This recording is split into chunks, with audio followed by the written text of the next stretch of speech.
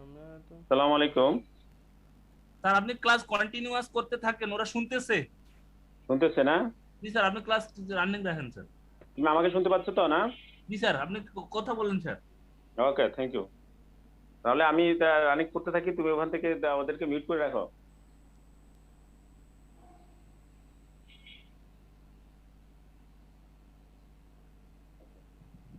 সালাম আলাইকুম।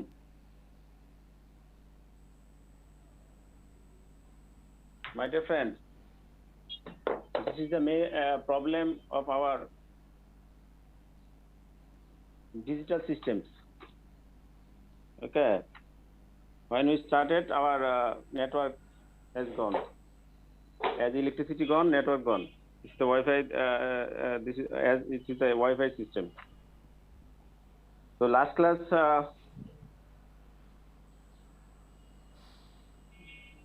we have discussed about ethical conflict. We have almost completed the chapter ethical conflict, the relationship between ethics and law. Ethics, we have discussed about relationship between ethics and law. All of we are clear about ethics and law. When we discuss about relationship between ethics and law, then we first of all we want to know about similarities between ethics and law, then difference between ethics and law, and above all conclusion. Similarities between ethics and law, both are represents from minimum standard of human behavior, controlling minimum standards of human behavior. A difference between ethics and law, ethics are not written, but law is a written document, and law is enforceable by law, and if anyone violates law, he will be punished. But if ethics law violation ethics, he will not punished. This is the major difference between ethics and law. Then we when conflict about ethics and law, we should priority on law. First of all law, then ethics. যদি contradictory কোনো কিছু হয় ethics and লয়ের ভিতরে, তখন আমরা অবশ্যই লকে প্রাধান্য দিব। Then we discuss about ethical code and contract. Ethical code and contract, ethical code কি, যেটা which are the discuss in IFAC code of ethics for professional accountant.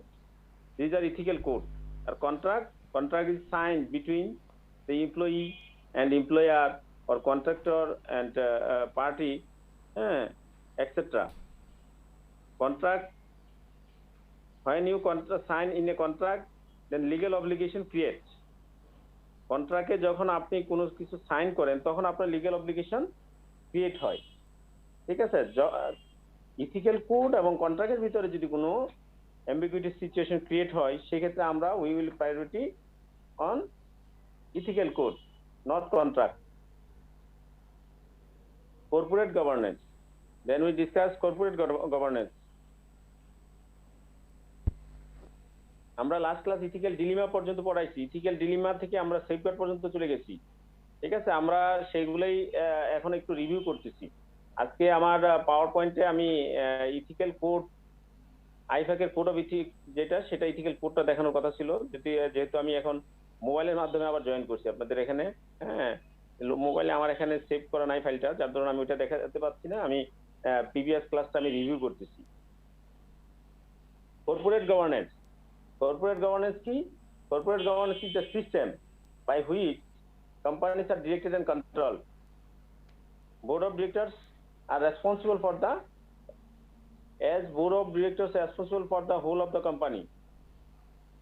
So board of directors are the responsible for corporate governance. Corporate গভর্নেন্সটার মূল যে জিনিসটা সেটা হচ্ছে আপনার যার কাজ যেটা, সেটা যথাযথভাবে কাজটা করাটাই হচ্ছে corporate governance. Then we discuss about social responsibility. Social responsibility. Social responsibility means আমাদের যেই সারাউন্ডিং এরিয়াতে, আমাদের এই আশেপাশেতে যেইগুলা আমাদের পরিবেশের সাথে সম্পর্কিত সবার যে যে রেসপন্সিবিলিটি, সেই রেসপন্সিবিলিটি পালন করাটাই হচ্ছে কি সোশ্যাল রেসপন্সিবিলিটি।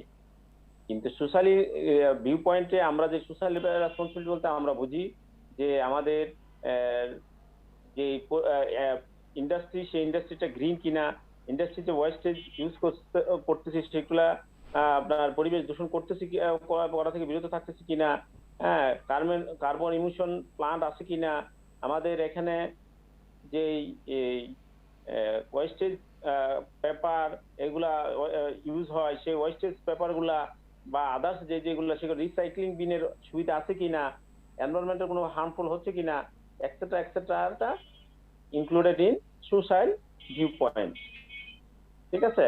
তাহলে এই সোসাইটির যে দায়িত্বগুলো কর্পোরেটের, সেগুলোকে বলা হচ্ছে কর্পোরেট সোসাইল রেসপন্সিবিলিটি। দেন আমরা inter relationship between ethics, governance, law and social responsibility. আমরা আপনাদের এই শিটের ভিতরে একটা ডায়াগ্রাম আমি দেখাইছি, সেই ডায়াগ্রামটা দেখবেন। ইন্টার রিলেশনশিপ বিটুইন, এতক্ষণ আমরা যেগুলো বলছি ethics, governance, law, social responsibility etcetera in organisation, এখানে আমরা দেখব financial stakeholder. Financial stakeholder আছে এখানে একটা পয়েন্টে, দেখেন ফাইন্যান্সিয়াল স্টেক হোল্ডার, সেখানে কারা কারা হয়, who are the financial stakeholder? Financial stakeholder are shareholder. শেয়ার হোল্ডারদের ফাইন্যান্সিয়াল রিলেশনশিপ আছে অর্গানাইজেশনের সাথে। কাস্টমার্স, কাস্টমারদের অর্গানাইজেশন থেকে ফাইন্যান্সিয়াল রিলেশনশিপ আছে। Employee, government, supplier etcetera are the financial stakeholder. আপনি সরাসরি ফাইন্যান্সের সাথে সম্পর্কিত, যেমন শেয়ার হোল্ডাররা তাদের এখানে ইনভেস্ট করছে, তাদের এখান থেকে তাদের ডিভিডেন্ডের চিন্তা আছে, এবছর ডিভিডেন্ড পাবো কি পাবো না, কত পার্সেন্ট ডিভিডেন্ড পাবো, those are the financial interest.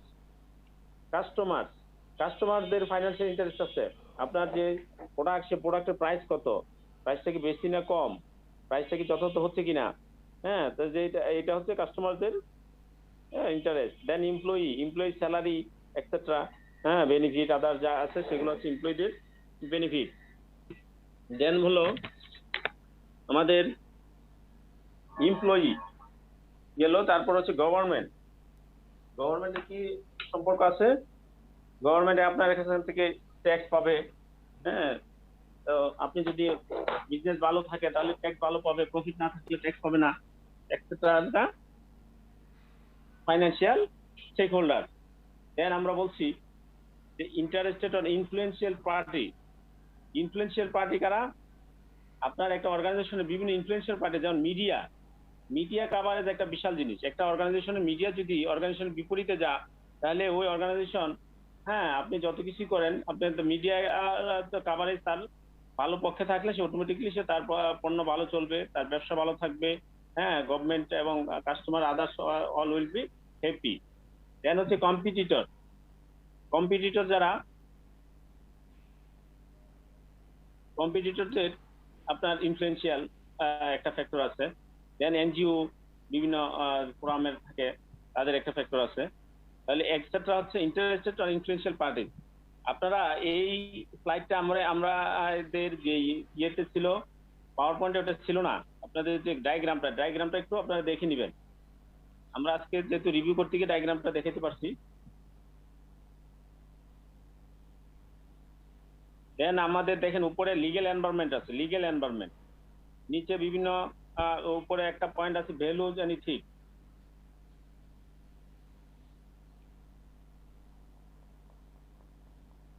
আমার এখানে ইলেকট্রিসিটি আসছে, আমি এখনই আমি ল্যাপটপের মাধ্যমে আবার জয়েন করতেছি। তারপর দেখেন একটা পয়েন্ট আছে governance, social responsibility, policy etcetera.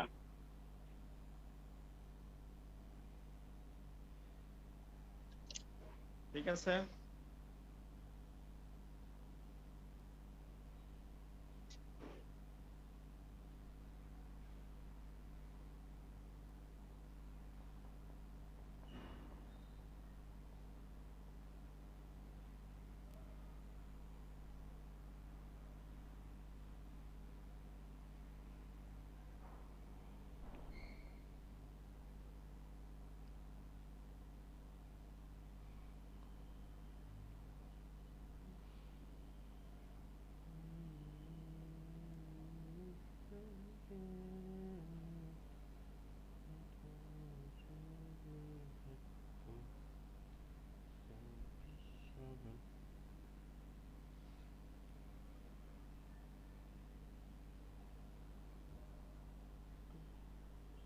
তাহলে আমি ল্যাপটপে ঢুকছি। হ্যাঁ, তুমি একটু আমাকে ওখানে সুযোগ করে দাও। হ্যাঁ।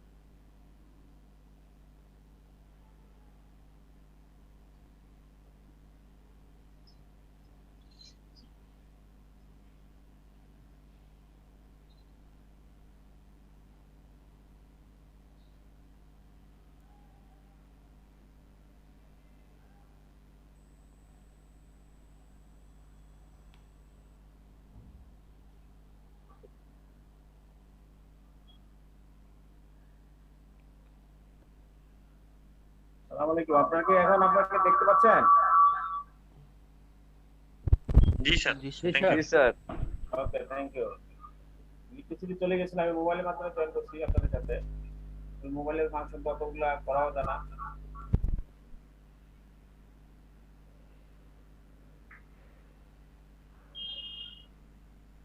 ওয়াইফাই সিস্টেমটা তো খুব ভালো সিস্টেম। আপনি ইলেকট্রিসিটি যাওয়ার সাথে সাথে নাই, তাহলে বাংলাদেশ দেশে ইলেকট্রিসিটি কনফার্ম করতে পারে না, ওই দেশে তো আসলে হবে না এগুলো।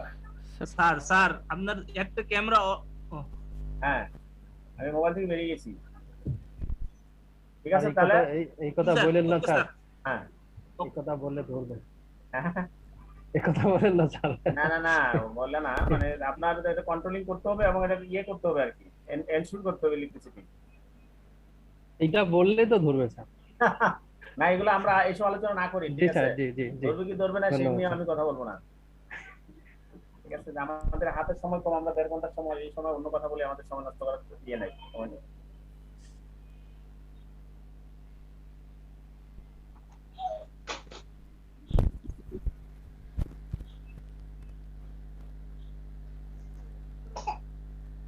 আমার মোবাইলের কথাগুলো কি আপনি শুনতে পাচ্ছিলেন? জি শুনতে পাচ্ছিলাম স্যার। স্যার। ওখানে আমরা একটা ইয়ে পড়ালাম, আমাদের যেটা একটা ডায়াগ্রামটা কি আপনারা দেখছিলেন? আমার শিটে আছে একটা ডায়াগ্রাম।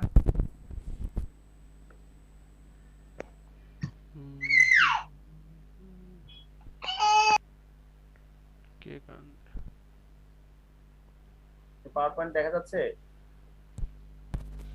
জি স্যার, দেখা যাচ্ছে। জি জি স্যার। আমার শিটে একটা ডায়াগ্রাম ছিল, inter relationship between ethics, governance, law and social responsibility. ডায়াগ্রামটা কি আপনারা দেখছিলেন?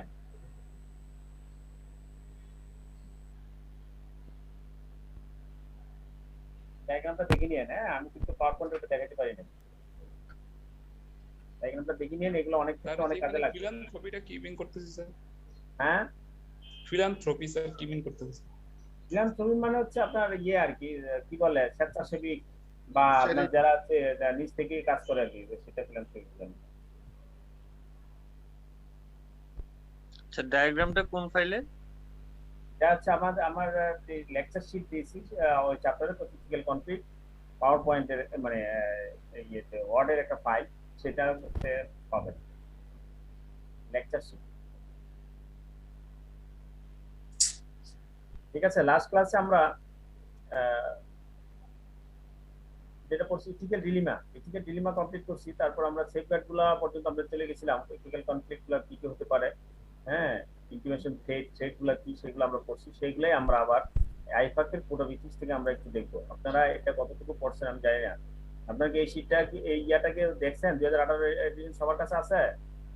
জি আছে স্যার। কনফার্ম থাকলে এটা পাই নাই স্যার। হ্যাঁ, দেখছেন অনেকে পাই নাই। আপনি পাইতে হবে, আপনার কালেক্ট করা আপনার নিচে দায়িত্বে, আপনার দায়িত্বে স্যার নিয়ে যিনি পায় নাই collect উনি এটা খুঁজে পায় হ্যাঁ। না মনে হয়। হ্যাঁ, না আপনারা সাইড প্রভাব করেন না, আমি কথা বলবো। ঠিক আছে, আপনারা যারা পান নাই, আপনার কালেক্ট করার দায়িত্ব আপনাদের, সবাই কালেক্ট করবেন। অনেক দিন হয়েছে দেওয়া হয়েছে, এটা একদিন দুদিন না, অনেক দেওয়া হলো। আমরা এখন এটার উপর একটু আলোচনা করব। দেখেন, আমরা এখানে বলছি যে আইফাকের কোড অফ ইথিক্স 2018 হচ্ছে লেটেস্ট এডিশন, এরপর আর এডিশন আসে নাই। যদি এডিশন আসে তখন আমরা ওই নতুনটা আমরা ফলো করব। আইফাক কি, আইফাক সম্পর্কে আমরা বলছি আগে, international federation of accountant. Then ISB কি সেটা আমরা বলছি, international ethics standard book for accountant. ঠিক আছে, IESB international ethics standards board for accountants. আমি একটা জিনিস বলি, আপনাদের পরীক্ষা হলে বিভিন্ন সময় আমরা পরীক্ষা হলে কাট দিই, প্লাস খাতাও কাটি, সেই সময় আমরা দেখি আপনারা এই যে যেমন ইথিক্স লিখবেন, যে আইইএসবি এর ইয়াটা ফুল মিনিংটা, সেক্ষেত্রে আমরা দেখছি ইন্টারন্যাশনাল ইথিক্স S9, ঠিক আছে, ইন্টারন্যাশনাল ইথিক্স। আবার দেখলাম ইথিক্স, ঠিক আছে, স্ট্যান্ডার্ড লিখছেন S9 স্ট্যান্ডার্ডস, ঠিক আছে। এই এস এর জন্য আপনার যখন একটা এলাবোরেশন আপনাকে চাবো, সেই এলাবোরেশনের এই 4টা পয়েন্ট আপনি যদি না লিখতে পারেন, এস দিয়ে নাই আপনি এস যোগ করে দিচ্ছেন, এস আছে এস বাদ দিয়ে দিচ্ছেন, তাহলে ইটস নট অ্যালাউড, হ্যাঁ, ফর ইউর ফুল মার্কস।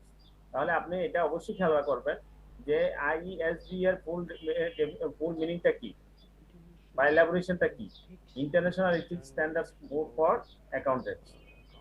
তাহলে এই ক্ষেত্রে আমরা ওই ডেফিনিশন গুলো আমরা দেখবো এবং পয়েন্ট গুলো আমরা বের করবো। আইইএসবি কি করলো, এখানে আমরা আরেকটা বলছি PIOB, public interest oversight board. PIOB full meaning public interest oversight board, হ্যাঁ, কনসালটেটিভ অ্যাডভাইজারি গ্রুপ। আর সিএজি কনসালটেটিভ অ্যাডভাইজারি গ্রুপ, এটা কি করছে, এটা হলো দি স্ট্যান্ডার্ড সেটিং, মানে আইইএসবি এ হচ্ছে আইফাক এর একটা committee. IESB consist of 18 board member. IESB তে কয়জন মেম্বার থাকে? 18 board member from around the world, বিশ্বের সমস্ত দেশ থেকে 18 জন মেম্বার থাকে, of whom no more than 9 are practitioners and no few than 3 are public member. 9 জনের বেশি প্র্যাকটিশনার হবে না, অডিটিং বা প্র্যাকটিসিং যারা করেন এর ভিতরে 9 জন হতে পারে সর্বোচ্চ, হ্যাঁ। No fewer than 3 for public member. Public members হচ্ছে কি, individuals who are expected to reflect and are seen to reflect wider public interest, অর্থাৎ যারা পাবলিক নিয়ে কাজ করে। যেমন আপনি গভর্নমেন্টের যদি কোনো জব সার্ভিস হোল্ডার হয়ে থাকে, সেক্ষেত্রে তাকে পাবলিক হিসেবে ট্রিট করা যেতে পারে, অথবা কোনো পলিটিশিয়ান, তাকেও পাবলিক সেক্টর হিসেবে ইউজ করা যেতে পারে। এটা ওয়াইডার পাবলিক ইন্টারেস্ট নিয়ে যারা কাজ করে, সেখান থেকে থাকবে 3 জন। Members are appointed by the IFAC board. Member গুলাকে অ্যাপয়েন্টেড করবে কারা? আইফাকের যে বোর্ড আছে, বোর্ড অফ ডিরেক্টর, যারা যেগুলো থাকে অর্গানাইজেশনের, যেমন আমরা বোর্ড অফ ডিরেক্টর পাবো, আইফাকেরও একটা বোর্ড আছে। এখানে পলিসি কি হবে, কিভাবে ইন্টারন্যাশনালি অ্যাকাউন্টেন্টদেরকে কন্ট্রোলিং করবে, স্ট্যান্ডার্ড কিভাবে সেটিং করবে, সবগুলো এই আইফাকের বোর্ড থেকে কি হবে, পলিসিগুলো মিটিং তৈরি হবে। Based on recommendation from the IFAC nominating committee with the approval of public interest oversight board which oversees the activities of the IESBA. IESBA K oversee কারা করে? IESBA কে ওভারসি করে আইফাকের বোর্ড, তারপর হচ্ছে নমিনেশন, আইফাকের একটা nomination committee আছে, তারপর হচ্ছে public interest oversight board. এই সবগুলা মিলে IESBA কে মনিটরিং করে। আর এই IESBA তে টোটাল মেম্বার হচ্ছে 18 জন মেম্বার থাকে, সেটা বিশ্বের বিভিন্ন দেশ থেকে হয়। আর এই আইইএসবিএ এই আইফাকের কোড অফ ইথিক্সটা তারা ইস্যু করে, 2018 সালে লেটেস্টটা ইস্যু করছেন আইইএসবিএ। এখন ইন্টারন্যাশনাল ফেডারেশন অ্যাকাউন্টেন্টের রুল কি? রুল অফ আইফাক, আপনাদের পরীক্ষায় এরকম কোশ্চেন এসে যায়, রুল অফ আইফাকের রুল কি? ঠিক আছে, তা আইফাকের রুল কি, আইফাকের মেম্বার কারা, হ্যাঁ, এগুলা আপনারা এখান থেকে দেখে নেবেন। আমরা বলছি আগের ক্লাসে বা শুরুতেই আমরা এগুলা যখন একবার দেখেছি সেটা তখন বলছি। আইফাক 1977 সালে ফাউন্ডেশন হয়। 1900 আইফাক মেম্বার হচ্ছে 175 জন মেম্বার, 130টার বেশি দেশ থেকে, 130টা দেশের 175 জন মেম্বার থাকে। এবং এই 175 মেম্বার কারা? মেম্বার হচ্ছে ইনস্টিটিউট গুলা, প্রফেশনাল অ্যাকাউন্টেন্ট ইনস্টিটিউট 175টা। আর সেই 175টা টোটাল মেম্বার হচ্ছে নিয়ার অ্যাবাউট 3 মিলিয়ন অ্যাকাউন্টেন্ট, হ্যাঁ, অলমোস্ট 3 মিলিয়ন অ্যাকাউন্টেন্ট হচ্ছে আইফাকের মেম্বার। তাহলে আইফাকের এই রোল কি? আইফাকের রোল এই যে 3 মিলিয়ন অর 30 লাখ, এই 30 লাখ অ্যাকাউন্টেন্টদেরকে কন্ট্রোল করা, মনিটর করা, হ্যাঁ, হারমোনাইজেশন করা, তাদের উপর যে কোড অফ ইথিক্স আছে সেগুলা যথাযথ বাস্তবায়ন হচ্ছে কিনা সেগুলা পর্যবেক্ষণ করাইতে হচ্ছে কি আইফাকের রোল।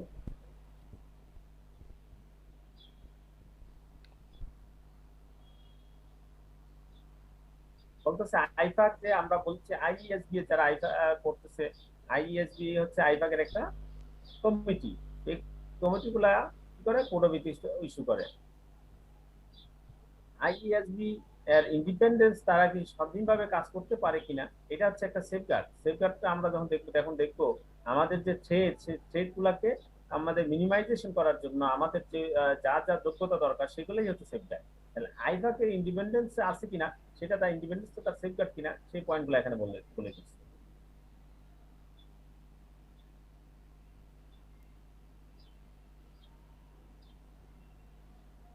আমরা এটা আগে বলছি যে আমাদের যে আইফাকের কোড অফ এথিক্স 2018 আছে সেটা কিভাবে দেওয়া আছে, এটা এখানে আমরা দেখবো যে আমরা 4টা পার্ট আছে, 4টা পার্ট, ঠিক আছে, 4টা পার্ট আছে। সেই 4টা পার্টের ভিতরে একটা হচ্ছে complying with the part 1, complying with the code fundamental principles and conceptual framework. Complying with the code fundamental principles and conceptual framework, which includes the fundamental principles and conceptual framework and is applicable to all professional accountants.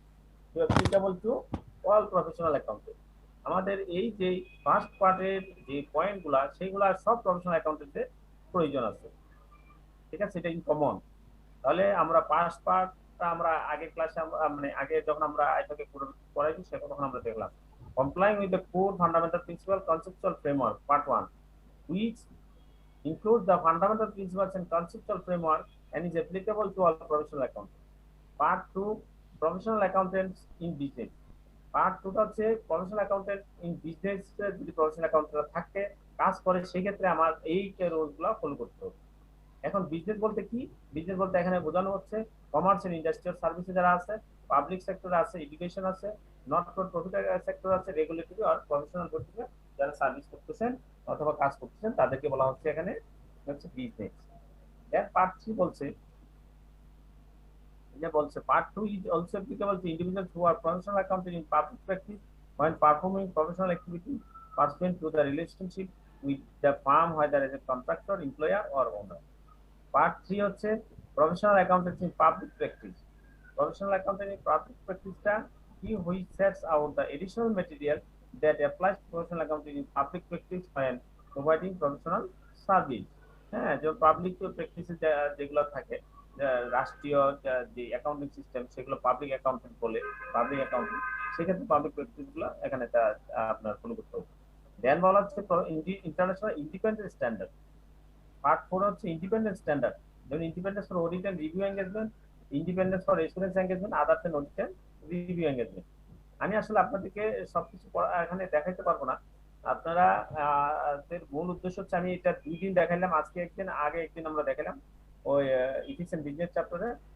উদ্দেশ্য হচ্ছে যে আপনারা এটার উপর গুরুত্ব বেশি দেওয়া, গুরুত্বটা অনুধাবন করার জন্য আমি আজকে 2টা ক্লাসই আমি এটার উপর দিলাম, আজকে একদিন এবং প্রিভিয়াস আরেকদিন। তাহলে আপনারা এটা ভালো করে দেখতে হবে, যত বেশি ভালো করে দেখবেন তত বেশি শিখবেন। হ্যাঁ, আপনার প্রফেশনাল লাইফে কাজে লাগবে, আপনার পার্সোনাল লাইফে কাজে লাগবে, সব ক্ষেত্রে কাজে লাগবে। আসলে ইথিক্স শুধু আপনি পাসের জন্য না, ইথিক্স একটা সাবজেক্ট, যে সাবজেক্টটা all employee should be aware about this, all of the people should know about this, especially who are the professional member, not only for accountant, all of the professional, so maybe doctor, engineer, lawyer, and another other all the professionals who should be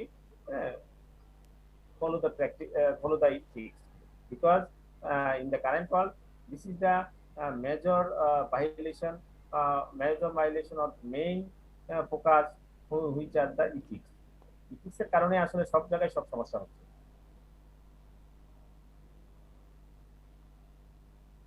আমরা আলোচনা করছি fundamental principles, integrity, objective, professional competence, duty আর confidentiality, professional behaviour, এগুলো আমরা first চ্যাপ্টারে আলোচনা করছি।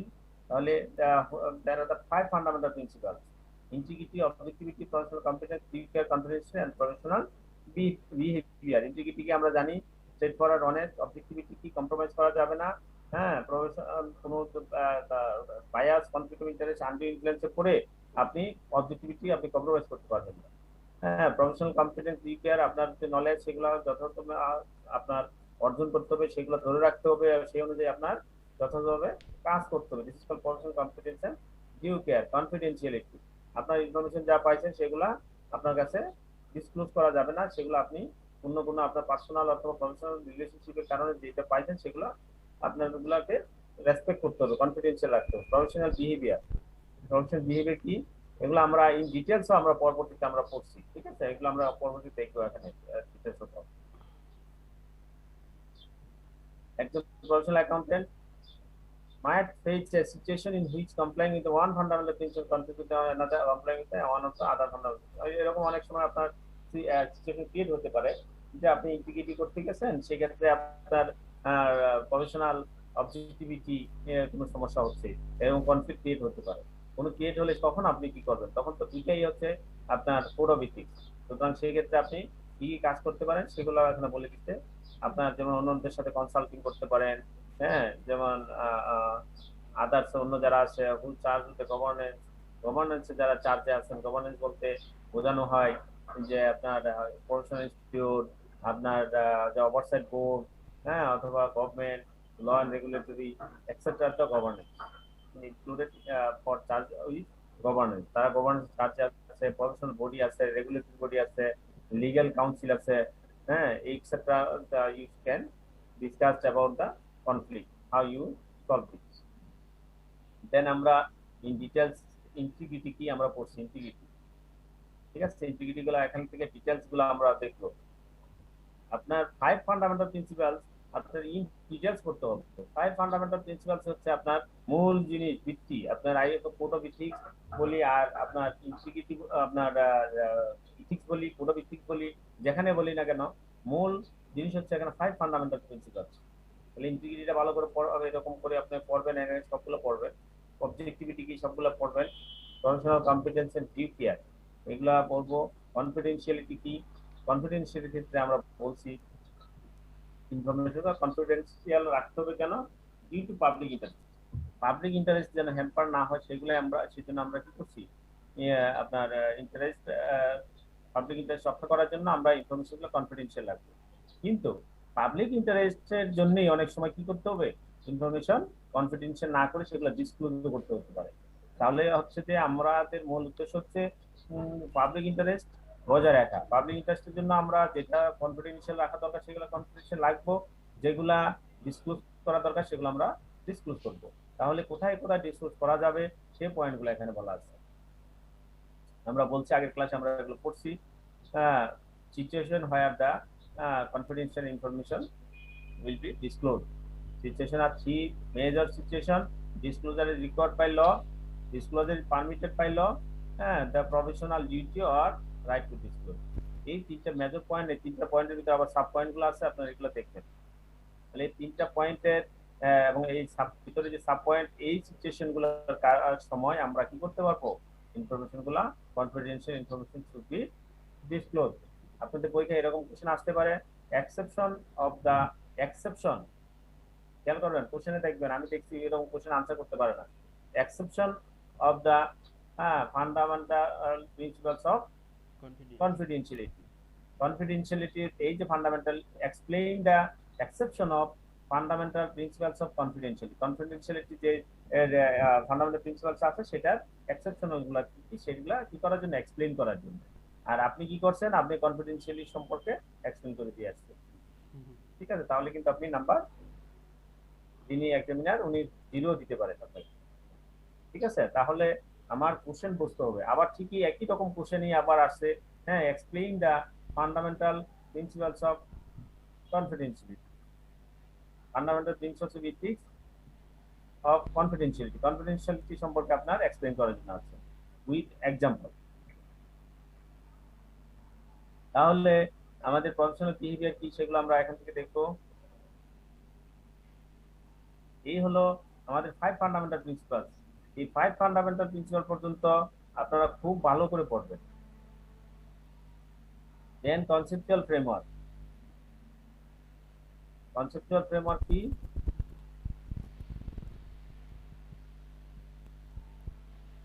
এখানে আমরা ইথিক্যাল কনফ্লিক্ট যে আমরা চ্যাপ্টার, ওই চ্যাপ্টারে আমরা এগুলো পড়ছি যে আইডেন্টিফাই থ্রেট আইডেন্টিফাই করা। থ্রেট কি, professional accountant shall identify threat to compliance with the fundamental principles. আপনি ফান্ডামেন্টাল প্রিন্সিপাল সম্পর্কে সবকিছু জানেন, ইন ডিটেইলস জানেন, কিন্তু আপনি যখন আপনার এগুলা কমপ্লাই করতে যাবেন তখন আপনার থ্রেড ক্রিয়েট হবে। থ্রেডগুলা আপনার কি করতে হবে, আইডেন্টিফাই করতে হবে।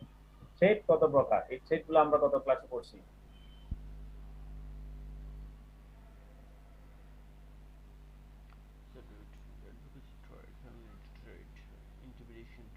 বোঝা যাচ্ছে কথা? স্যার স্যার জি হ্যাঁ। স্যার আমার একটা কথা ছিল হ্যাঁ স্যার। বলেন বলেন। স্যার আপনি যেগুলো পড়াচ্ছেন এগুলো স্যার সীমা টেক্সট বুকেও আছে। হ্যাঁ সীমা টেক্সট বুক আর এখানের মধ্যে খুব বেশি একটা পার্থক্য মানে দেখা যায় না, মানে সামান্য দুই একটা ওয়ার্ড থাকতে পারে, কিন্তু তাহলে স্যার আমরা কোনটা পড়বো, এটা পড়বো না সীমা সীমা টেক্সট বুকে যদি 2018 এডিশন দেওয়া থাকে তাহলে আপনি 2018 এডিশন পড়বেন, কারণ সীমা টেক্সট বুক এমন হতে পারে আপনি এটা 2015 সালে বই করছে, তো 2015 সালে যে আইটাতে কোনটা বেশি ছিল সেটাগুলো দেওয়া আছে। জি জি ঠিক আছে, তাহলে আপনি দেখবেন যদি লেটেস্ট ভার্সন আপনার কাছে থাকে সীমা টেক্সট বুকে, হ্যাঁ আইফাকে কোড অফ 2018, তাহলে আপনি সেটা পড়বেন। আর যেহেতু আমি দিছি সুতরাং ওইটা দরকারই নাই, আপনি এখান থেকে পড়বেন। জি থ্যাংক ওটা কি আপনি 2018 সালে 15 সালে এডিশন না 18 সালে এডিশন আপনি এটা খুঁজে বের করতে হবে, আর এটা সরাসরি 2018 সালে একটা দিয়ে দিচ্ছে আপনাকে। You. Clear? Sir clear sir. Sir ওই যে হ্যাঁ, এক্সেপশনাল ইন কনফিডেন্সিয়ালিটি স্যার কি যেন বলেছিল এটা এই যে আপনি কনফিডেন্সিয়াল ইনফরমেশন রাখতে হবে, সেই কনফিডেন্সিয়াল এক্সেপশন গুলো কি কি যেখানে কনফিডেন্সিয়াল রাখা যাবে না, সেইটাই একটু আগে আমি যেটা দেখেছি রেট মার্কিং দেওয়া। হ্যাঁ, recovered by law, disclosure is recovered by law, আইনের ডিসক্লোজার দরকার আছে, ডিসক্লোজার পারমিটেড বাই ল, আইন আপনাকে পারমিশন দিছে এই ক্ষেত্রে আপনি ডিসক্লোজ করতে হবে। হ্যাঁ, তারপর হচ্ছে প্রফেশনাল যে জাজমেন্ট এবং প্রফেশনাল যেগুলো রিভিউর জন্য আপনি ডিসক্লোজ করতে হবে। ক্লিয়ার? জি স্যার হ্যাঁ, তাহলে আপনারা একজন বলেন, আমরা নেক্সট ক্লাসে আমরা থ্রেড বলছিলাম, কয়টা থ্রেড বলছি? অনেকগুলো স্যার, এই যে পাঁচটা স্যার। পাঁচটা। হ্যাঁ, তাহলে কোনগুলা কি কি? Self interest threat, self review threat, advocacy threat, familiarity and intimidation. Thank you. তাহলে এই যে আমি যে আগের যে 5 ফান্ডামেন্টাল প্রিন্সিপাল বলছি, সেই 5 ফান্ডামেন্টাল প্রিন্সিপাল যদি আপনি বাস্তবায়ন করতে যান, আপনি তখনই আপনার থ্রেড ক্রিয়েট হবে। থ্রেডগুলো হচ্ছে পাঁচটা thread: self interest threat, self review threat, advocacy threat, familiarity thread, intimidation thread. তাহলে একজন বলেন, তাহলে সেলফ ইন্টারেস্ট থ্রেড বলতে আমরা কি বুঝি? It is about the financial interest or other interest for which people unethically react or judgment biased. Okay, thank you. মানে আসলে কি সেলফ ইন্টারেস্ট বলতে আমরা বুঝতে পারছি যে আপনার প্রফেশনাল অ্যাকাউন্টেন্টের নিজেদের ইন্টারেস্ট, সেলফ মানে হচ্ছে তার নিজের ইন্টারেস্ট, নিজের স্বার্থ। প্রফেশনাল অ্যাকাউন্টেন্টের নিজের স্বার্থে সরাসরি হয়। কিভাবে হয় নিজের স্বার্থে? ফাইন্যান্সিয়াল, আর্থিকভাবে তাকে স্বার্থ দেওয়া দিতে পারে, তাকে আদার ইন্টারেস্ট দিতে পারে, অন্য স্বার্থ আছে, যেমন তাকে একটা গাড়ি দিয়ে দিল, সেটা ফাইন্যান্সিয়াল করতে পারে, নন ফাইন্যান্সিয়াল গাড়ির সার্ভিস দিল, হ্যাঁ তাকে হসপিটালাইজ করা হলো, তাকে আপনার একটা প্রমোশন দেওয়া হলো, etcetera, other interest which are the directly influence, হ্যাঁ ইনএপ্রোপ্রিয়েটলি, যেগুলো যথাযথ না, একটা প্রফেশনাল অ্যাকাউন্টেন্টের জাজমেন্ট এবং বিহেভিয়ারকে ইনফ্লুয়েন্স করে ফেলে, সেই etcetera will be treated as a self interest. ঠিক আছে, থ্যাংক ইউ। নেক্সট একদিন বলি আমরা সেলফ রিভিউ থ্রেড বলতে কি বুঝি।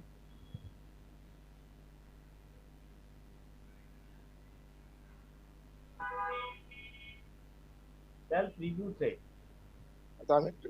আমি একটা রিপোর্ট তৈরি করলাম, সেই রিপোর্টটা আরেকজন রিভিউ করে এটা থেকে কোনো ধরনের ফল্ট ফাইন্ডিংস বের করলো, এই যে একটা থ্রেড, এটাই সেলফ রিভিউ থ্রেড মনে হচ্ছে। হ্যাঁ, আপনি যেটা রিভিউ করলেন, আপনি যেটা রিপোর্ট করলেন, সেই রিপোর্টে আপনি আরেকজনকে রিভিউ করতে হয়, একজন রিভিউ করে পরে এটা রিভিউ করে একজন, কিন্তু রিভিউটা আপনি যে ফল্ট যেগুলো আসছে সেই ফলগুলো যথাযথ বের না করাটাই হচ্ছে সেলফ রিভিউ। যথাযথভাবে রিভিউ করলো না, আপনি দিলেন, আপনার যেটা বর্তমানে প্রায় ক্ষেত্রে প্র্যাকটিস হয়, আপনার একেবারে জুনিয়র যে সে একটা নোট ইনিশিয়েট করে, সেই নোটটা তার ইনিশিয়েট করলে দেখা যায় তার যে ইমিডিয়েট পর সে এগুলা এত বেশি আমার এত খুব বেশি এখানে আমার ইনফ্লুয়েন্স নাই, হ্যাঁ এটা আমার সিনিয়র স্যার আছে উনি দেখবে, তো সে একটা ইনিশিয়েট করে দিল, পরে সিনিয়র স্যার বললো আচ্ছা ওরা দিচ্ছে, তো ওরা তো দেখে দেখে ওদের সময় আছে, আমার তো সময় নেই, আমি অনেকগুলো ফাইল দেখতে, সে আরো তখন দেখে সে সেন্ড করে দিল, এইভাবে একেবারে বদ যায়, সে খালি দেখে তার নিচেরটা সে সাইন করছে কিনা। এই যে জিনিসটা, এটা হচ্ছে সেলফ রিভিউ। আপনার যেটা রিভিউ করবো সেই রিভিউটা যথাযথভাবে যদি না করি তাহলে হচ্ছে সেলফ রিভিউ। ক্লিয়ার? স্যার এখানে যদি যথাযথভাবে রিভিউ করার পরে যদি মনে হয় যে এটা আমার দরকার নেই, এটা থ্রেড না, অথবা এটাতে কোনো ওইরকম থ্রেড নাই, যার কারণে এটা বাদ দিয়ে দিল, সেই হ্যাঁ ক্ষেত্রে স্যার এটা কি হবে? বাদ দিতেই হবে, বাদ দিবে না, আপনি রিভিউ কে করবে? আপনার রিভিউ তো অবশ্যই আপনার সিনিয়র করবে, তাই না? সিনিয়র করে। এটা হচ্ছে আপনার একটা হচ্ছে সেলফ রিভিউ। সেলফ রিভিউ থেকে আরো কিন্তু থ্রেড আছে, এটা একটা সাইড। এটা বাদ দিবেই তো, বাদ দিবে না কেন? সে যত আলোচনা করে, আপনার জুনিয়রের সাথে আলোচনা করে সেটা একটা বাদ দিবে।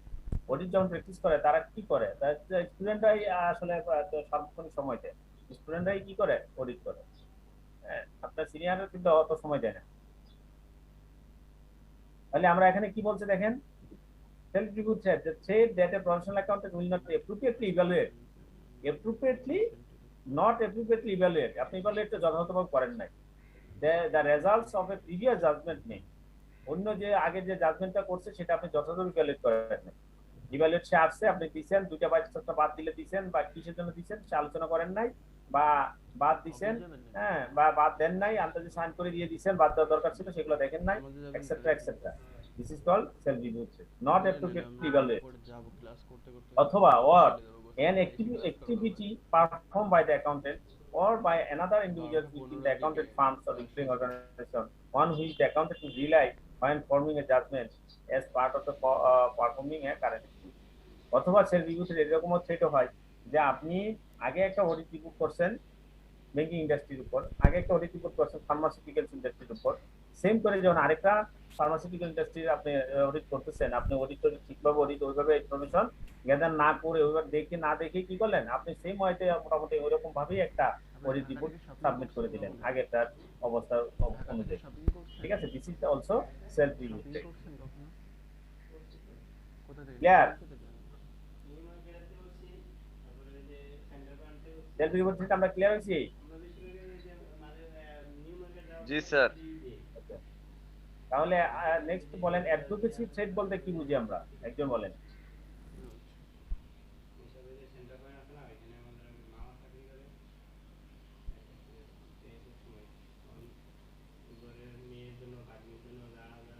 অ্যাডভোকেসি থ্রেড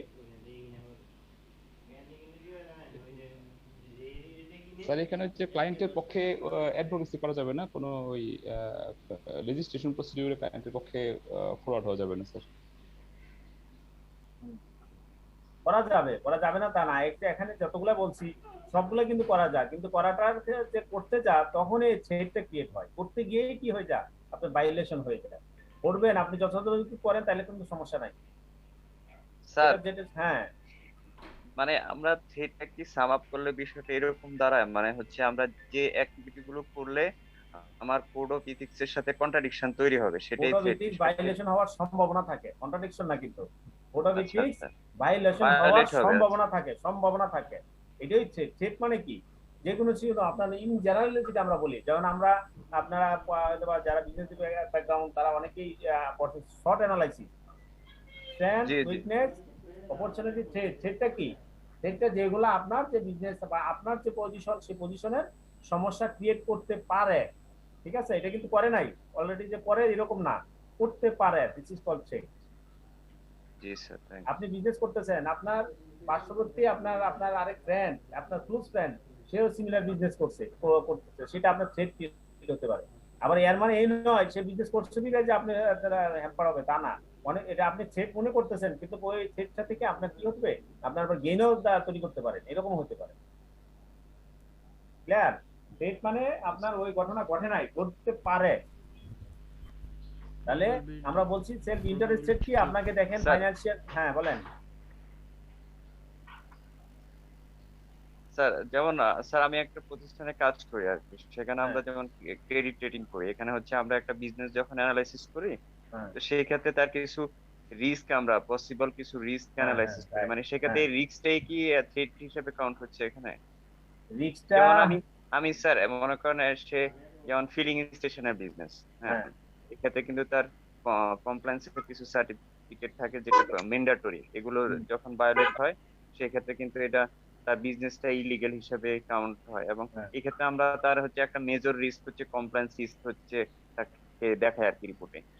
এই ক্ষেত্রে তো এটাই তার মানে থ্রেট হিসেবে কাউন্ট হয় যখন তার এটা ভায়োলেট হয়, মানে সেটা থ্রেট হিসেবে কাউন্ট হয়। থ্রেট এটা হচ্ছে একটা হচ্ছে কমপ্লেইন্ট রিস্ক, রিস্ক যেটা সে কমপ্লেইন্স করে নাই সেটা হচ্ছে কমপ্লেইন্ট রিস্ক, সরাসরি কিন্তু সেটা ঘটনা ঘটে গেছে। আর সেটা কি হচ্ছে, সেটা ঘটনা ঘটে নাই, সেটা হওয়ার ঘটনা ঘটার সম্ভাবনা আছে। আপনি যেমন হচ্ছে আপনি যদি বলি যে রিপুটেশনাল রিস্ক, হ্যাঁ, আপনি বা কমপ্লায়েন্স রিস্কের ক্ষেত্রে আপনি এইভাবে আপনি বলি কমপ্লায়েন্স রিস্ক না, অপারেশনাল রিস্ক গুলো যেগুলো, যেমন আপনি অপারেশন করতে গেলে আপনার ইয়ে নাই, তার আপনার রিকভারি সিস্টেম নাই।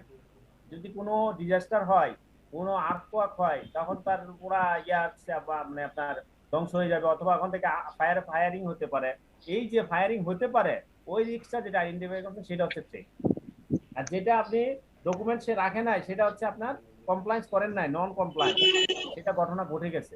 ক্লিয়ার? আপনার এটা ঠিক আছে, কিন্তু আপনার এটা হচ্ছে ফুললি যদি আপনি ক্লিয়ার করতে চান তাহলে হচ্ছে থ্রেট এবং রিস্কের ক্ষেত্রে যেটা আপনি পার্থক্য পাচ্ছেন, যে রিস্কটা আপনার ভবিষ্যতে সমস্যা ক্রিয়েট করতে পারে সেটা হচ্ছে threat। আর যে রিস্কটা অলরেডি ঘটে গেছে সেটাকে আপনি রিস্ক না, সেটা আসলে কমপ্লায়েন্স হয় নাই, সেটা হচ্ছে আপনার এই যে কমপ্লায়েন্স ফ্যাক্টর যেগুলো আপনি ক্রিয়েট করলেন।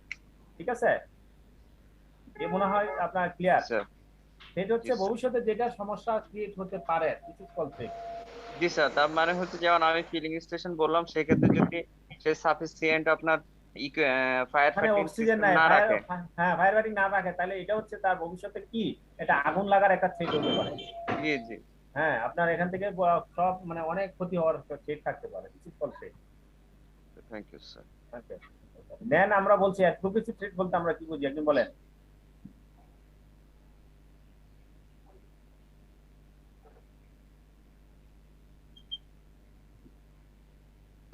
যে প্রতিষ্ঠানের জন্য আমি কাজ করতেছি, যে প্রতিষ্ঠানে আমি হয়তো একটা রিপোর্ট করতেছি, সেখানে আমি তাদের পক্ষে কাজ করলাম, তাদের ইন্টারেস্টে কাজ করলাম। ঠিক আছে, তাদের ডিটেলস কাজ করতে গিয়ে যখন আমার কি হবে, অবজেক্টিভিটি যেটা সেটা কম্প্রোমাইজ হয়ে যায়, যদি কোনো কারণে সে কম্প্রোমাইজ হয়ে যায় তখনই অ্যাডভোকেসি থ্রেট। যেমন আপনি একজন অ্যাকাউন্টেন্ট, সে কোনো তার ট্যাক্সের ব্যাপারে হোক, যে কোনো ব্যাপারে হোক, সে অ্যাডভোকেসি করতেছে গভর্নমেন্টের সাথে, সেটা হ্যাঁ দেন দরবার করতেছে, সেক্ষেত্রে যেতে চাচ্ছিলাম, একা তো যাবো না। সেক্ষেত্রে যদি এমন হয় যে গভর্নমেন্টের ওই কাজটা তার ক্লায়েন্টের পক্ষে নেওয়ার জন্য তার যে মূল যে পয়েন্টটা, সে পয়েন্ট থেকে সে সরে গেছে, সে কি করলো, সে কম্প্রোমাইজ করে ফেললো, বায়াস হয়ে গেল। হ্যাঁ, আপনি গভর্নমেন্টের যে ট্যাক্স দেওয়ার কথা, যেটা তার ইথিক্যাল ব্যাপার, সে এত পার্সেন্ট ট্যাক্স দেবে, কিন্তু সেই ট্যাক্সটা সে কমায় নিয়ে আসলো, this is the violation of his objectivity, this is the advocacy threat.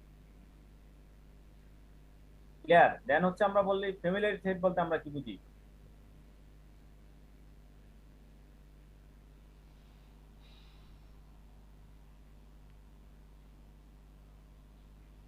একজন বলেন ফ্যামিলিয়ারিটি।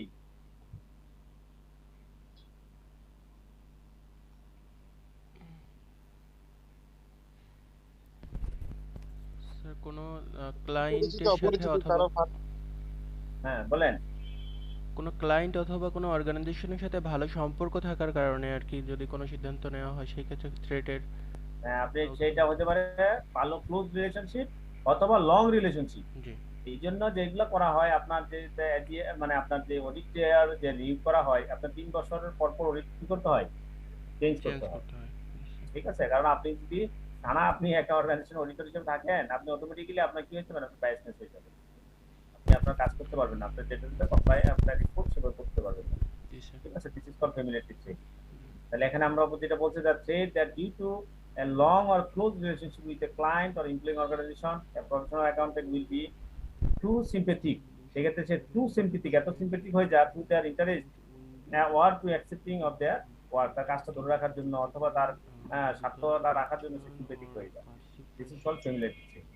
স্যার এটা তো এক প্রকার মানে বায়াস ডে, মানে ফ্যামিলিয়ারিটির কারণে আমি তার পক্ষ অবলম্বন করে কাজ করা, মানে হ্যাঁ, কখনো কাজ করবো মানে আপনি যদি অনেকদিন থাকেন তাহলে তার পক্ষে কাজ করতে হবে সিস্টেমের কারণেই, এটা হচ্ছে থ্রেট। এটাই কি থ্রেট, তার মানে লং টার্ম করা যাবে না, Intimation solution to the মানে threat ক্লোজ সম্পর্ক করা যাবে না। will be deterred from acting objectively দেন বলছে against the ইন্টিমিটেশন actual threat, or সেটা কি perceived বলছে? person, including attempts to exercise undue influence over the accountant.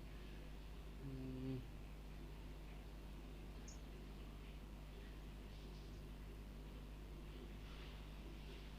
একটু বলেন ইন্টিমিটেশন threat. will be deterred from acting objectively. Using threat of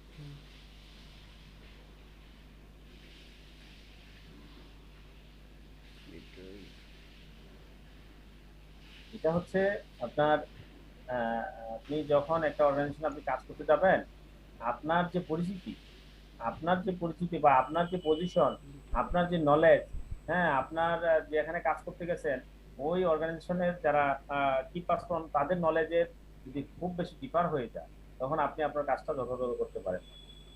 আপনি কাজ করতে গেছেন, আপনি প্রফেশনাল অ্যাকাউন্টেন্ট, আপনি অথবা ইয়ে করলেন স্টুডেন্ট হিসেবে, হায়ার সিনিয়র স্টুডেন্ট, অথবা আপনি মেম্বার, কিন্তু ওই অর্গানাইজেশনের যারা কি পারসন তারা হচ্ছে মোর সিনিয়র মেম্বার, অথবা তারা হচ্ছে এই অর্গানাইজেশনের এই সেক্টরের উপর তাদের অনেক নলেজ, ভাস্ট নলেজ, কিন্তু আপনার সেই ক্ষেত্রে আপনি কোনো নলেজ নাই।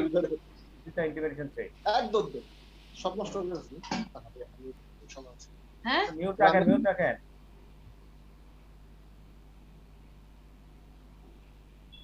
তাহলে আমরা এখানে দেখলাম যে আমাদের যেটা থ্রেড, এইখান থেকে এগুলা আপনার সাথে পয়েন্ট একটু কাইন্ডলি ইন্টিমাইডেশনটা একটু আবার বলবেন।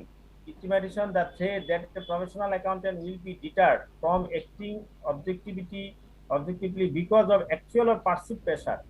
Actual or যা মানে বর্তমান প্রেসার অথবা আপনার যেগুলো প্রেসার আসতে পারে, including attempts to exercise undue influence over the accountant. যেমন মনে করেন আপনি আমার প্রতিষ্ঠানের আমি অডিট করতে আসছে, আপনি যখন পরিচয় হয়ে যাবেন, আমি আপনার টিচার ছিলাম, আপনি আমার স্টুডেন্টের পরে আপনি পাস করছেন, আপনি আমার একটা অডিট করতে আসলেন, তাহলে আমি আপনাকে প্রথমেই আপনি বলবো আরে ও তো আমার স্টুডেন্ট, ও তো ওদের তো আমি পড়াইছি। এই যে একটা প্রেসার দিলাম আপনাকে, এর জন্য আপনার যে কাজটা করা সেভাবে করতে পারলেন। আপনি আমার অর্গানাইজেশন কাজ করতে গেছেন, আমি আমার এই ক্ষেত্রে আমার 20 বছর অভিজ্ঞতা, 15 বছর অভিজ্ঞতা, আপনি মাত্র 6 মাস বা 1 বছর আপনি একটা অডিট করছেন অন্য একটা ফার্ম, অথবা নতুন আমার এই ফার্মটা, এটার জন্য আপনি কি করলেন, অনেক মানে নেটে গাইটে করতে আপনি অনেক পড়াশোনা করে আসছেন, কিন্তু আসলে কি হবে, আমি তো 15-20 বছর আপনি অপারেশন আসছেন, সুতরাং আপনি তো আমার কাছে কিছুই না। এই যে আমি আপনাকে একটা বাড়তি একটা প্রেশার ক্রিয়েট করবো আপনি যখন যাওয়ার পরে, তখন this is call intimidation trade. আমি প্রেশার ক্রিয়েট করবো যে আমি অনেক কিছু জানি, আপনি কিছু জানেন না, আমি অনেক বড়, আপনি কিছু, আমরা অনেক junior. This is call intimidation trade. Sir এইসব বায়াসনেস তো চোখে দেখা যায় না, তাহলে এগুলোর শাস্তি কি হবে, মানে বা এটার অ্যাকশনটা কি হবে? অ্যাকশন যেটা হবে, শাস্তি কি হবে, আপনি তো চোখে দেখা যাবে না কেন, আপনি যখন অডিট করলেন, অডিটের রিপোর্ট আপনি যখন বলে এরকম বায়াসনেসের কোন কারণে দিলেন, আর এটা যখন পরবর্তীতে যখন কোথাও ঝামেলা হয়ে যাবে, তখন তো আপনি ওখান থেকে ইনকোয়ারি হবে না, সিকিউরিটি এক্সচেঞ্জ কমিশন থেকে ইনকোয়ারি হতে পারে। হ্যাঁ, এরকম অনেক অডিটরের অডিট লাইসেন্স বাতিল করে দিচ্ছে, অনেক অডিটরের করে দিচ্ছে। কিভাবে? পত্রিকায় আসছে, কিছুদিন আগে একটা পত্রিকা আসছে, একটা অর্গানাইজেশন সে 1 বছরে কতগুলা যেন 10,000 অডিট করছে। এটা কিভাবে সম্ভব? ঠিক আছে, তাহলে এইভাবে আপনার যখন আসবে তখন এটা নিয়ে ইনকোয়ারি আসবে, এটা নিয়ে তখনই আপনাকে তদন্তের মাধ্যমে এটা বেরিয়ে আসবে। আর সবচেয়ে বড় কথা হলো, এই জন্যই আইফাকের কোড অফ এথিক্স, সবচেয়ে বড় কথা হলো যেহেতু আপনি প্রফেশনাল অ্যাকাউন্টেন্ট সার্টিফাই হইলেন, এর আগে আপনি আপনার ইথিক্সটা ঠিক করবেন। ইথিক্স যদি ঠিক থাকে তাহলেই আপনি প্রফেশনাল অ্যাকাউন্টেন্ট থাকেন। আর যদি ইথিক্স ভায়োলেশন হয়ে যান, মোরালিটি নষ্ট হয়ে যান, আপনি সার্টিফিকেটের মাধ্যমে আপনি প্রফেশনাল অ্যাকাউন্টেন্ট, কিন্তু অ্যাকচুয়ালি আপনি প্রফেশনাল অ্যাকাউন্টেন্ট না। ওকে, থ্যাংক ইউ। তাহলে আমরা এখানে আমরা পাইলাম এখানে রিস্ক, হ্যাঁ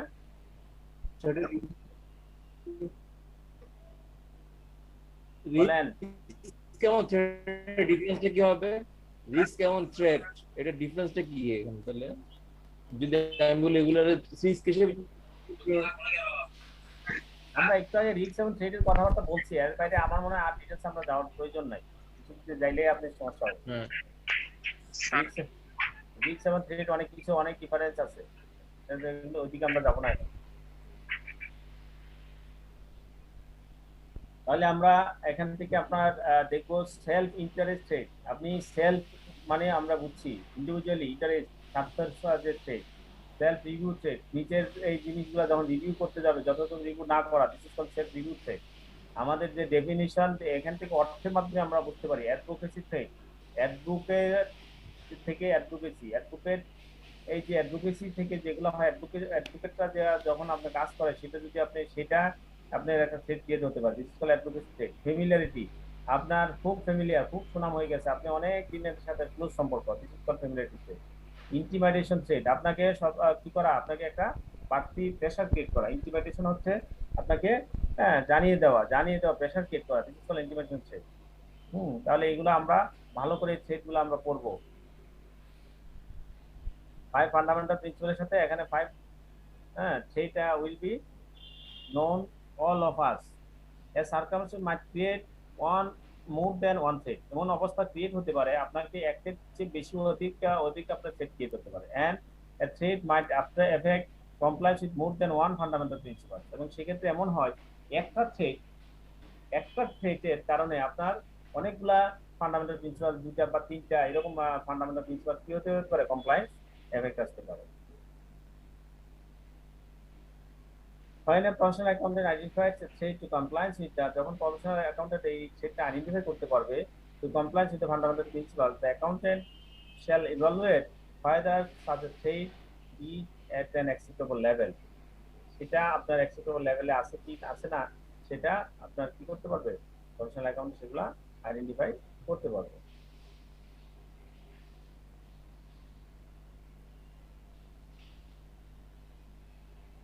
অ্যাড্রেসিং থ্রেট, এই থ্রেটগুলো আপনি যখন পাইলেন, আপনি ইভালুয়েট করলেন, আইডেন্টিফাই করলেন, তারপর আপনি সেগুলো কি করবেন, অ্যাড্রেস আপনি কিভাবে করবেন, এগুলোকে আপনি মোকাবেলা কিভাবে করবেন।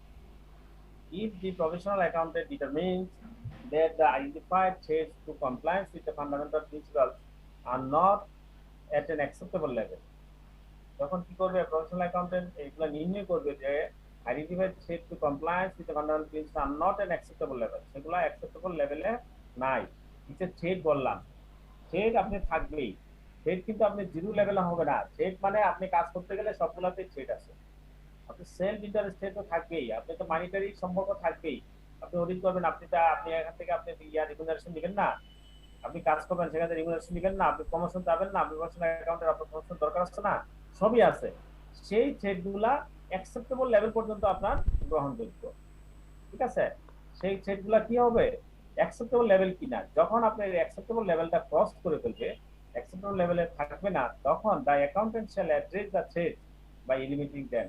তখনই অ্যাকাউন্টেন্ট কি করবে, থ্রেটগুলা আপনার এলিমিনেটিং, আপনার সেগুলা আপনার দূর করার জন্য চেষ্টা করবে, অর রিডিউসিং দেম। অথবা এরকম হবে সবগুলো আসলে দূর করা যাবে না, অনেক সময় এরকম হয় সেগুলো রিডিউস করতে হয়। রিডিউস করে কতটুকু পর্যন্ত রিডিউস করতে হবে, একটা অ্যাকসেপ্টেবল লেভেলে যেন আসে।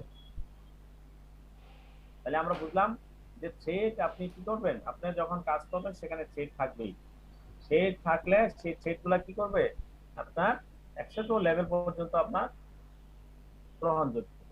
অ্যাকসেপ্টেবল লেভেলের উপরে হলে সেই থ্রেটগুলো এলিমিনেট করতে হবে, অথবা সেই থ্রেটগুলো ডিলিট করে রিডিউস করে অ্যাকসেপ্টেবল লেভেল পর্যন্ত নিয়ে আসতে হবে।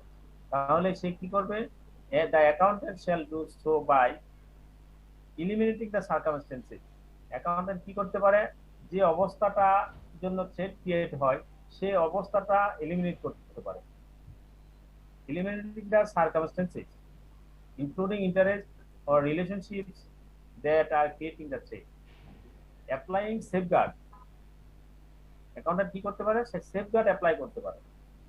সেফগার্ড কি সেগুলো আমরা পরে দেখবো। safeguard apply করতে পারে while available and capable of being applied to reduce the threats to an acceptable level, or declining or ending the specific professional activity.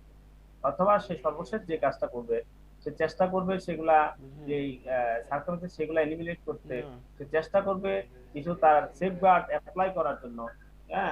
সর্বশেষ যদি সে দেখে যে না সে কিছুতেই পারতেছে না, তখন সে অটোমেটিক্যালি সে কি করবে, ডিক্লাইন করে দেবে, সে কাজটাই করবে না, প্রফেশনাল ওই যে কাজটা সে কাজটা ছেড়ে দিতে। This is the ways of addressing threat, threat address করার ওয়েটা।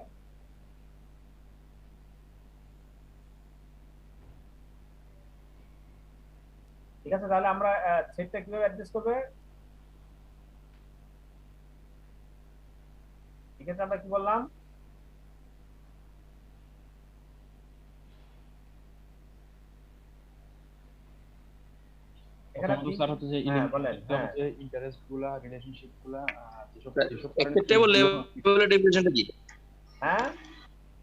অ্যাকসেপ্টেবল লেভেলের ডেফিনিশন নাই। অ্যাকসেপ্টেবল লেভেলের ডেফিনিশন আপনার circumstance to circumstance, activity to activity will be very. ঠিক আছে, যেটা প্রফেশনাল অ্যাকাউন্টেন্টদের মনে মনে হবে যে অ্যাকসেপ্টেবল, দিস ইজ অ্যাকসেপ্টেবল। বলেন তাহলে আমরা অ্যাকসেপ্টেবল লেভেল পর্যন্ত আপনি এটা গ্রহণযোগ্য। অ্যাকসেপ্টেবল লেভেল যদি উপরে হয়ে যায় তখন প্রফেশনাল অ্যাকাউন্টেন্ট সেগুলা কি করবে, ওইটা কি তিনটা পন্থা এখানে, তিনটা। একটা হচ্ছে এলিমিনিটি, তারপর হচ্ছে কি অ্যাপ্লাইং সেফগার্ড টু রিডিউস, আর একটা হচ্ছে declining or ending the specific professional activity. Clear? এখন অ্যাকসেপ্টেবল লেভেলটা কি? অ্যাকসেপ্টেবল লেভেলটা হচ্ছে ওই লেভেল যে লেভেলে আপনার কি হবে, আপনি যখন কাজ করতে যাবেন আপনার কোনো কি হবে না, যেই 5 ফান্ডামেন্টাল প্রিন্সিপালস, সেই 5 ফান্ডামেন্টাল প্রিন্সিপালসের কোনো ভায়োলেশন হবে না। This is call acceptable. আপনার স্বার্থ থাকতেই পারে, আপনার সেলফ ইন্টারেস্ট আছে, সেলফ রিভিউ যেভাবে করা দরকার। একটা জিনিস যদি আপনি 10 ঘন্টা সময় নিয়ে আপনি করেন তাহলে খুব ভালো করতে পারবেন, আপনার তো অত সময় নেই, তাহলে আপনি 2 ঘন্টায় 1 ঘন্টার ভিতরে শেষ করতে হবে, হ্যাঁ, বা একদিনের ভিতরে শেষ করতে হবে, বা আপনার যে রিপোর্ট সে 15 দিনের ভিতরে করতে হয়। তো এই সব ক্ষেত্রে এরকম করে যতগুলো থ্রেড আমরা বলি 5টা থ্রেড, সেই সবগুলো থ্রেডের ক্ষেত্রেই আপনার কিছু লজিক যুক্তি আছে, আপনি পক্ষে বিপক্ষে সবই বলতে পারবেন। তাহলে সেটা আপনার কতটুকু লেভেল হলে আপনার কাজ করতে গিয়ে আপনার যে 5টা ফান্ডামেন্টাল প্রিন্সিপাল সেটা কোনো ভায়োলেশন হবে না, this is call acceptable level. এটা ডিপেন্ড করবে ইন্ডিভিজুয়াল টু ইন্ডিভিজুয়াল। আপনার এক প্রফেশনাল অ্যাকাউন্টেন্টের জন্য অনেক এরকম থ্রেড আছে যে সে সহজেই এগুলো এলিমিনেট করে সে কাজটা যথাযথভাবে করে আসতে পারবে, সে তার যে ঠিক সেইগুলা কমপ্লাই করতে পারবে। আরেকজন আছে সে একটু কিছু হলেই সে মনে করেন যে একেবারে সব শেষ, ঝামেলা করে, হ্যাঁ, তার যা রিপোর্ট যথাযথ করতে পারবে না। তাহলে এই ক্ষেত্রে তার জন্য অনেক অল্প লেভেলেই তার এটা অ্যাকসেপ্টেবল লেভেল হবে না। ক্লিয়ার করতে পারছি? তাহলে আমাদের বলেন তাহলে কি বলছি আমরা, কয়টা অ্যাড্রেস করবেন, কিভাবে থ্রেড কিভাবে অ্যাড্রেস করবেন?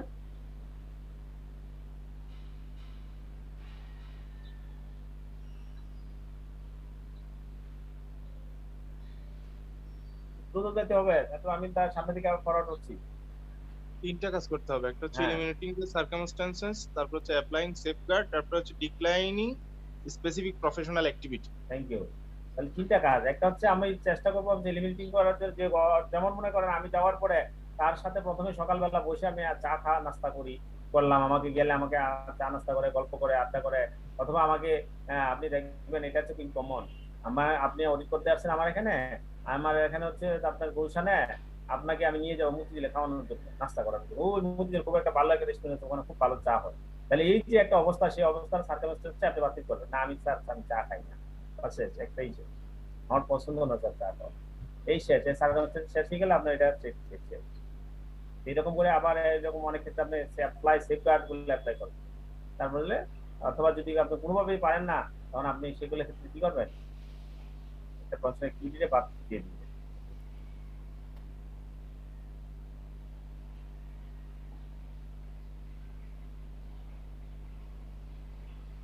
সেফগার্ড কি? সেফগার্ডস আর অ্যাকশনস। আমরা বলতে সেফগার্ড বা অ্যাপ্লাইং সেফগার্ড অ্যাপ্লাই করবে। সেফগার্ড গুলা কি? সেফগার্ড আর actions individually or in combination, মানে অ্যাকশন গুলা কি হতে পারে, ইন্ডিভিজুয়ালি হতে পারে অথবা সবগুলা অনেকগুলো অ্যাকশনের সমন্বয় হতে পারে। That the professional accountant tax, যেগুলো একটা প্রফেশনাল অ্যাকাউন্টেন্ট সেগুলো গ্রহণ করতে পারে। দ্যাট ইফেক্টিভলি রিডিউস থ্রেট, যেটা যথাযথভাবে সেটা কি করবে, রিডিউস করবে to compliance with the fundamental principle set acceptable level. আপনার যে ফান্ডামেন্টাল প্রিন্সিপাল গুলো আছে সেগুলো কমপ্লায়েন্স করা, অ্যাকসেপ্টেবল লেভেল পর্যন্ত কমপ্লায়েন্স করার জন্য, হ্যাঁ, আপনার যে কাজগুলো করলে আপনার এই সেটগুলো রিডিউস হবে, যথাযথভাবে রিডিউস হবে, সেই কাজগুলো করাটাই কি বলা হচ্ছে সেফগার্ড। এখন আরো কথাবার্তা এখানে আছে, সেফগার্ড কি, সেফগার্ডের কোন কোন ক্ষেত্রে সেফগার্ড কি হয়, হ্যাঁ, এগুলো আমরা এখান থেকে দেখবেন, বিভিন্ন ক্ষেত্রে এগুলা দেওয়া আছে, ডিটেলস পড়লে এখান থেকে পাবেন, এখন দিকে যাচ্ছি না। তাহলে এই হলো ফার্স্ট পার্ট শেষ, পার্ট 1 হচ্ছে সেফগার্ড পর্যন্ত আমরা বললাম।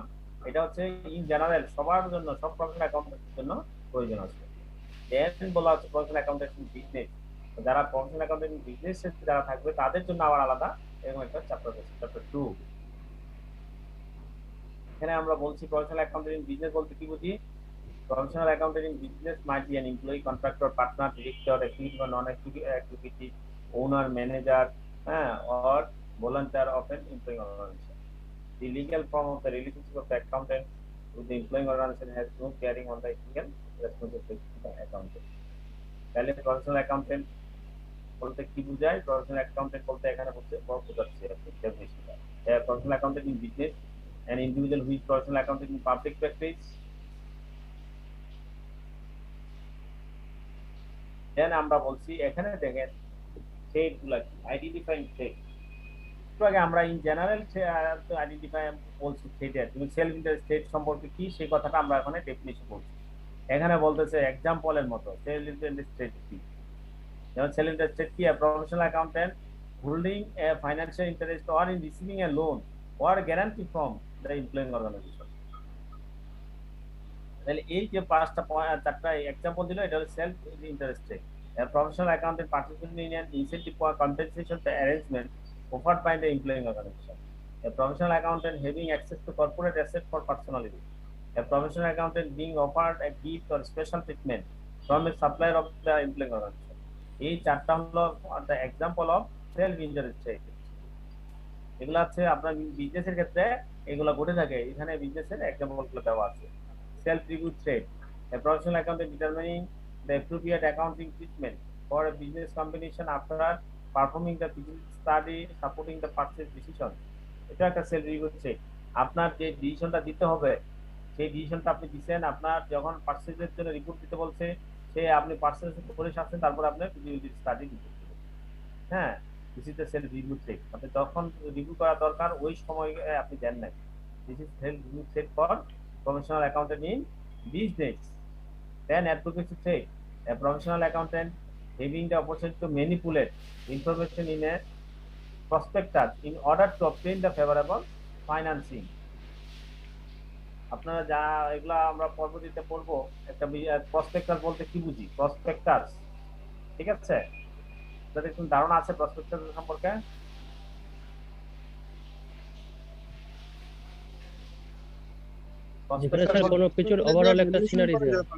জি স্যার, একটা কোম্পানি হচ্ছে শেয়ার ইস্যু করার পূর্বে যে শেয়ার ক্রেতাদেরকে মানে আহ্বান করে যে পত্রটা ইস্যু করে, সেখানে ইন ডিটেইলস বলে দেওয়া থাকে তার কি কোম্পানি অ্যাসেট কিংবা লাইবিলিটি কোম্পানি কি করতে চায়, কোম্পানি ভবিষ্যতের কি আছে, তার কি স্ট্রেংথ কি, উইকনেস কি, এই সব যখন ইন ডিটেইলস যখন বলা থাকে, হ্যাঁ, সেখানে ফর ফাইন্যান্সিং কেন করা হয়, ফাইন্যান্সিং এর জন্য।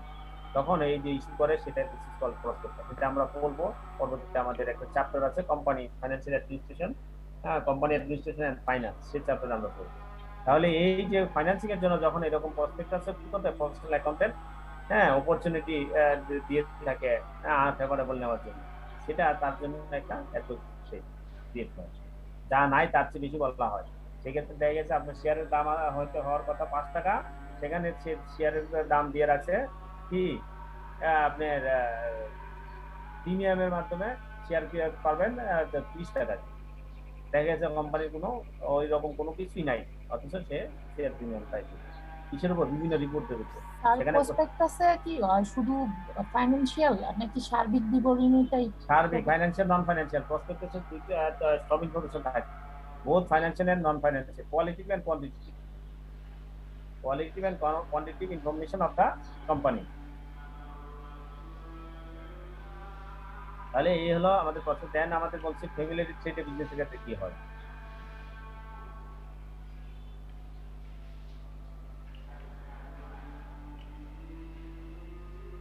Family trade, a professional accountant being responsible for the financial reporting of the employing organization when an immediate or close family member employed by the organization makes decision that affect the financial reporting of the organization. The organization সেখানে একটা close family member আছে। A professional accountant having a long association with the individual influence business decision, সেখানে সে অনেক দিন যাবত সেখানে কাজ করে, হ্যাঁ, তারপর integration trade. A professional accountant or immediate or close family member facing the trade of dismissal or replacement over a disagreement about the application of an accounting principle, the way in which financial information is to be reported, ঠিক আছে, এটাকে integration trade.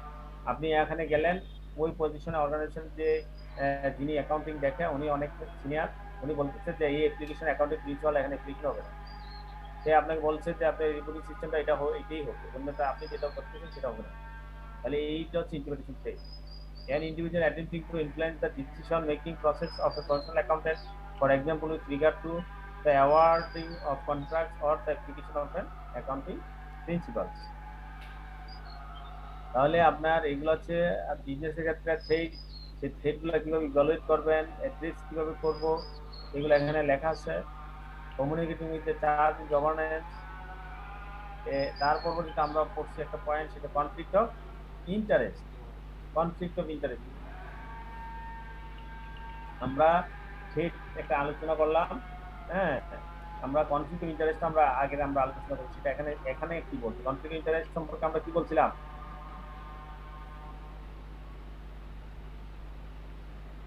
একজন share করতে পারবেন conflict of interest কি?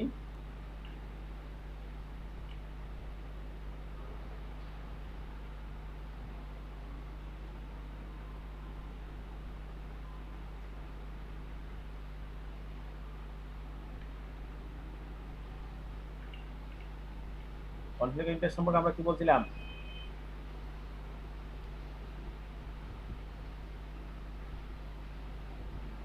Sir নিজের personal ইন্টারেস্টে কোনো কাজ করা, মানে যেটা কোম্পানির জন্য ক্ষতি হয় এরকম। হ্যাঁ, আরেকটু বলেন তো, আমরা আগের ক্লাসে আমরা কি বলছিলাম?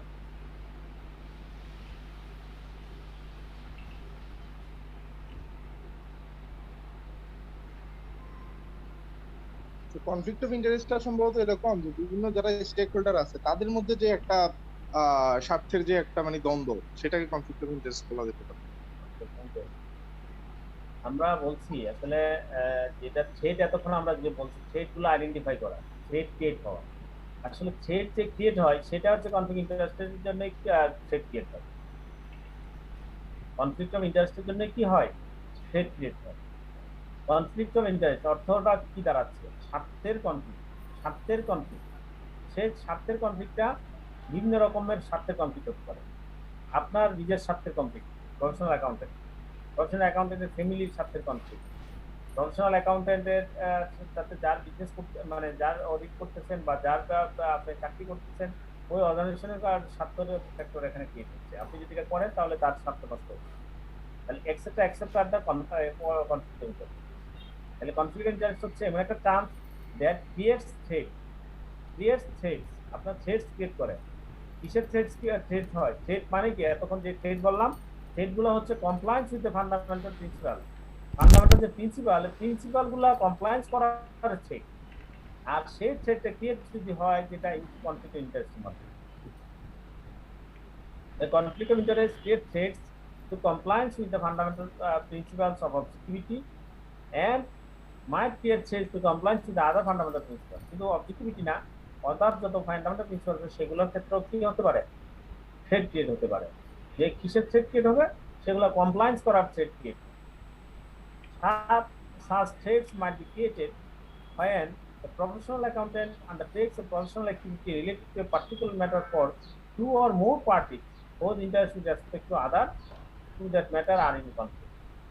মানে এরকম হয় কনফ্লিক্ট অফ ইন্টারেস্টের ক্ষেত্রে, আপনি যদি দুইটা অর্গানাইজেশনের কাজ করেন এট এ টাইমে, দুইটা অর্গানাইজেশনে কাজ করেন এবং সেই দুইটা অর্গানাইজেশনের পরস্পরের সাথে রিলেটেড হয়, তখনই আপনার automatically conflict of interest create হবে। A professional accountant undertakes a professional activity related to a particular matter for two or more parties, whose interest with respect to that matter. যে টু আর মোর পার্টির কাজ করতেছেন তাদের এই অবস্থার ক্ষেত্রে, এই একটা ঘটনার প্রতি তাদের কি আছে? ইন্টারেস্ট আছে। That matter are in conflict, সেক্ষেত্রে তার কনফ্লিক্ট হয়। Or the interest of professional accountant with respect to a particular matter and the interest of party for whom the accountant undertakes the professional activity related to that matter are in conflict.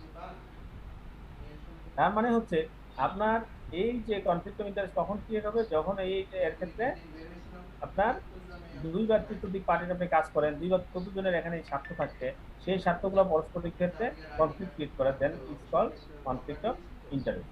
আর এই conflict of interest create হয় to comply with the principle of objectivity and other principles. A party might include an employing organization একটা অর্গানাইজেশনের party বলতে আমরা এখানে যে কথা বলছি অর্থাৎ পার্টি বলতে এখানে কি কি হতে পারে, an employing organization, a vendor, customer, lender, shareholder or another party। ঠিক আছে, তাহলে স্বার্থ কনফ্লিক্ট ইন্টারেস্ট মানে হচ্ছে শুধু আপনার ইন্টারেস্ট না, আপনার এখানে হচ্ছে কনফ্লিক্ট ইন্টারেস্ট হচ্ছে যেখানে যাদের ইন্টারেস্টের মাধ্যমে কনফ্লিক্ট হয়, this is called conflict interest. আর এই কনফ্লিক্ট ইন্টারেস্টের জন্যই আসলে থ্রেট ক্রিয়েট হয়। আর থ্রেট ক্রিয়েট হলে কি হয়, থ্রেটটা হচ্ছে কমপ্লায়েন্স অফ প্রিন্সিপালসের থ্রেট ক্রিয়েট হয়। A professional accountant should not allow a conflict of interest to compromise professional business judgment। A professional accountant কখনোই allow করবে না conflict of interest গুলা যেগুলা তার professional business judgment ক্ষেত্রে কম্প্রোমাইজ হয়। Example circle that might create conflict interest, এখানে conflict ইন্টারেস্টের এক্সাম্পল গুলো দেওয়া আছে, এগুলো আমরা গত ক্লাসে আমরা আলোচনা করছি, আমরা এগুলো দেখি নিয়ে। যদি গভর্নিং পজিশনে থাকে দুটো অর্গানাইজেশন, সেক্ষেত্রে আপনার কনফ্লিক্ট ইন্টারেস্ট ক্রিয়েট হয়। ম্যানেজমেন্ট বাই আউটের কথা বলছি, গত ক্লাসে আমরা বলছি। হ্যাঁ, যদি আপনার হচ্ছে পার্টনারশিপ যে ডিসলভের ক্ষেত্রে কথা বলছি, এই পয়েন্ট 5টা পয়েন্ট এখানে 5টা এক্সাম্পল দেওয়া আছে।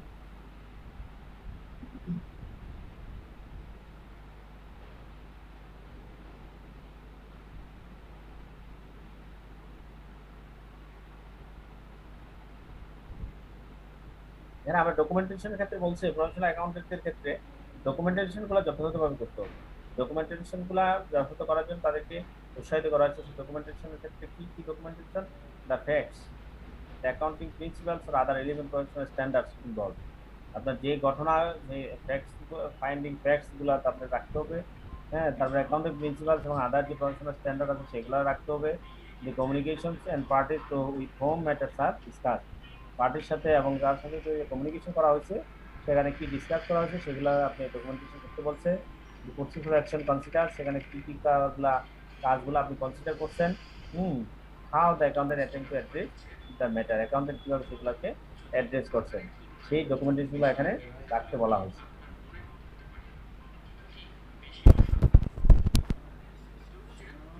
সেলফ ইন্টারেস্ট থ্রেট, আমরা যেটা বলছি সেখানে compliance with the principles of professional competence